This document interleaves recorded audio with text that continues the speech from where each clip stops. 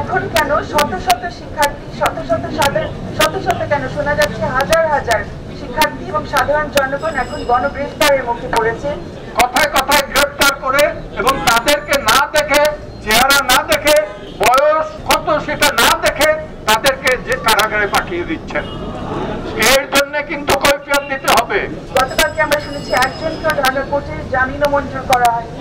কেন এরকম পরিস্থিতি? আমরা এমন দেশে আছি যেখানে এখন পর্যন্ত সংবিধান প্রচলিত, সেই সংবিধানে আমাদের জীবনের অধিকারের প্রতিশ্রুতি দেওয়া আছে, ব্যক্তি স্বাধীনতার প্রতিশ্রুতি দেওয়া আছে, তার পাশে তো অবশ্যই আছে সমাবেশ করার অধিকার, বাক স্বাধীনতার অধিকার, মত প্রকাশ করার অধিকার। কিন্তু আমরা দেখছি এগুলোর তো কোনো খবরই পাচ্ছি না।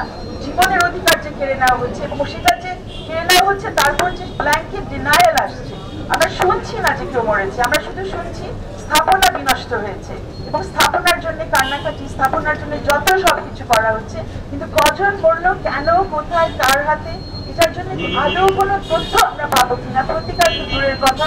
এই কথাগুলো যেহেতু আমরা শুনতে পাচ্ছি না আমাদের যারা নীতি নির্ধারণকারী তাদের কাছে, এই জন্য আমরা এখানে মিলিত হয়েছি আমাদের ক্ষোভ প্রকাশ করার জন্য, শোক এবং সমবেদনা প্রকাশ করার জন্য এবং সর্বোপরি সত্য উদ্ঘাটনের এই দাবিটা নিয়ে সত্য এবং প্রতিকার পাওয়ার জন্য আমরা এখানে দাঁড়িয়েছি। আমি আসলে বলার মতো ভাষা নাই যে রক্তের বিনিময়ে আমরা সংবিধান অর্জন করেছিলাম। পদে পদে সরকার তার বরখেলাপ করে যাচ্ছে। এই বরখেলাপ কতদিন বরদাস্ত করবো জানি না। ডিবি অফিসের ডিসি হারুন, তোমাকে জানিয়ে দিতে চাই, সুপ্রিম কোর্টের অ্যাপিলেট ডিভিশনের যে দিক নির্দেশনা আছে সেই নির্দেশনা অমান্য করে তুমি সেই 6 জন সমন্বয়কারীকে আটক রেখেছ। এর কৈফিয়ত কিন্তু তোমাকে দিতে হবে। মুক্তি চাই, করতে হবে, দিয়ে দাও। আটককারীদের মুক্তি চাই, করতে হবে, দিয়ে দাও। আটককারীদের মুক্তি চাই, দিতে হবে, দিয়ে দাও।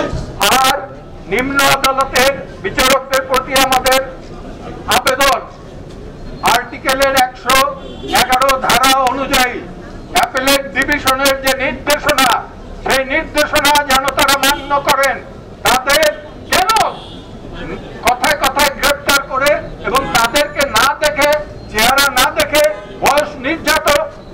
বয়স কত সেটা না দেখে তাদেরকে যে কারাগারে পাঠিয়ে দিচ্ছেন।